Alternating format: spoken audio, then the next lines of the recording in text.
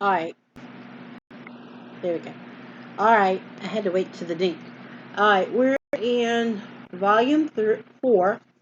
So you saying 3, but we're in volume 4, part 1, story 13. Gallant Rescue. Meanwhile, David was having his share of troubles too. King Akish, a Kish, a Akish, Akish, King Akish of Gath, I'm going to call it Akish, of Gath, had been very kind to him and his men, and had let them make their home in the small town of Ziklag. Ziklag. Ziklag. Happy to have a place they could call their own at last, the 600 men, with their wives and children, had built the town and made it prosperous. Then came a new war between the Philistines and Israel. This was bad for David because Ziklag and Gath were in the land of the Philistines, and King Achish, Achish, Achish was expecting to use all his able-bodied men to fight against Israel. But how could David fight against his own people? No doubt he and his men talked over the problem a long time. What they decided to do, the Bible does not say, except that on the day when the soldiers gathered for the attack, and the lords of the Philistines passed on by hundreds and by thousands, David and his men passed on in the reward with Achish. Little did they know what was to take place. Suddenly some of the princes of the Philistines noticed them. What do these Hebrews have here? What do these Hebrews here? They demanded. King Achish told them not to worry. David and his men were living with him for a long time, he said, and had found no fault in them. But the princes would not hear of Hebrews fighting in their ranks against Israel. Angrily pointing at David, he said, "Make this fellow return," and then it's going to skip verses, "and let him go down with us to the battle, lest in battle he will be an adversary to us." They had a point, and Achish saw it. He called David and begged him to return to Ziklag. Ziklag. "I know that thou art good in my sight as an angel of God. Notwithstanding, the prince of the Philistines had said, He shall not go with us into battle. Wherefore now rise up early in the morning with thy master's servants that are come with thee, and as soon as ye are up early in the morning, and have light, depart." There was nothing else David could do. He and his men left for home, and it was a good thing they did, for when they got back to Ziklag, they found it burned to the ground. The Amalekites had attacked the city while the men were all away, and carried off the women and the children and everything David and his men possessed. It was a terrible shock. They had never dreamed that anything like this would have happened to them. Then David and the people that were with him lifted up their voice and wept until they had no more power to weep. What a sad, sad day This was. But the men were not only, and then it has a little small, yeah, it looks like it's Nas, Brennan Nuns, little comic book looking. But the men were not only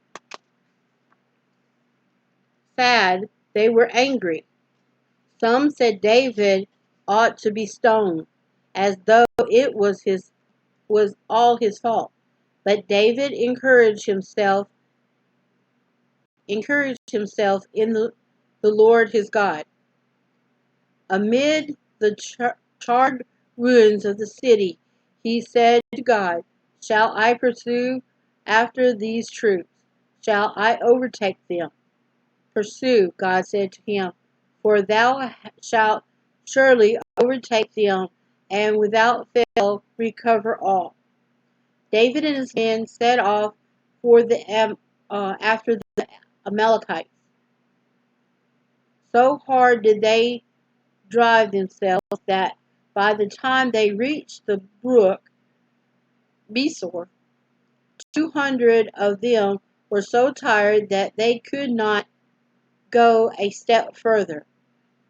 These were left behind at the brook of with the baggage, while the rest hurried on. Then they lost their way. What a trial that must have been when they were so anxious to catch up with the Amalekites before any harm could come to their women and their children. But okay, let's go. By chance, they came across a young Egyptian lying in a field. He was sick and faint with hunger, so they gave him some figs and raisins to eat. Pretty soon he was feeling well enough to talk. He said that he was a servant of one of the Amalekites who burnt Ziklag. On the way back, he had been taken ill, and his master left him dying in the field. He told David which way the Amalekites had gone. This was good news indeed, and soon the 400 men were on their way again. That evening they caught up with the enemy, and what a sight they saw! There were the Amalekites, spread abroad upon the earth, eating and drinking, dancing, because, and then I have a picture, and yeah, it does look a little comic book to me. I like his work though. Vernon 9, to me it looks comic book.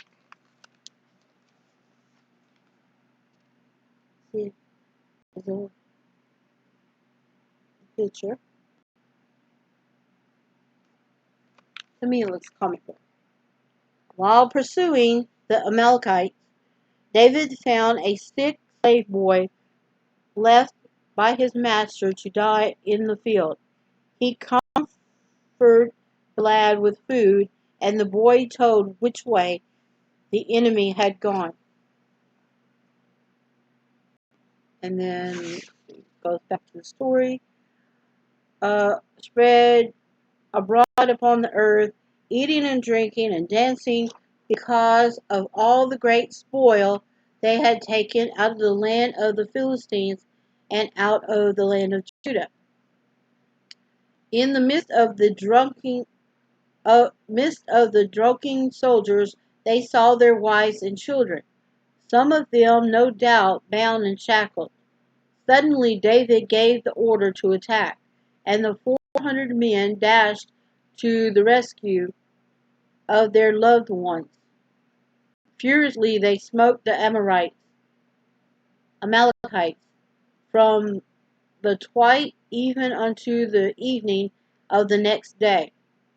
How many children must have shouted, how the children must have shouted for joy when they saw their fathers coming to save them. I can almost hear them cry, "Look, Mama, there's Daddy coming to rescue us." When the fight was over, there was a wonderful reunion of husbands, wives, brothers, sisters, clapped each other on clasping, clasped each other in their arms. Everybody was saved. David recovered all the mothers, all the children, all the flock, all the herds, just as the Lord had promised. For a little while, everybody was wildly happy. Then a big argument began.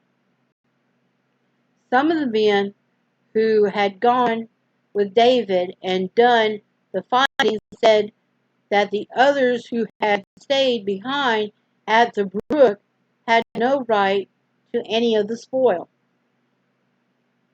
save to every man his wife and his children.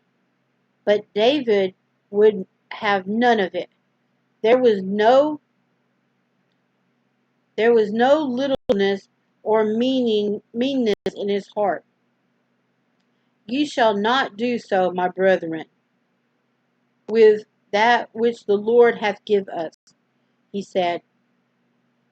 "As he part as that goeth down into battle, so shall be his part that tarrieth by the stuff. They shall partake." And they did. And then it has a little bitty picture of a boy giving something to a kid. Two kids on the bottom. And there it is. A little illustration.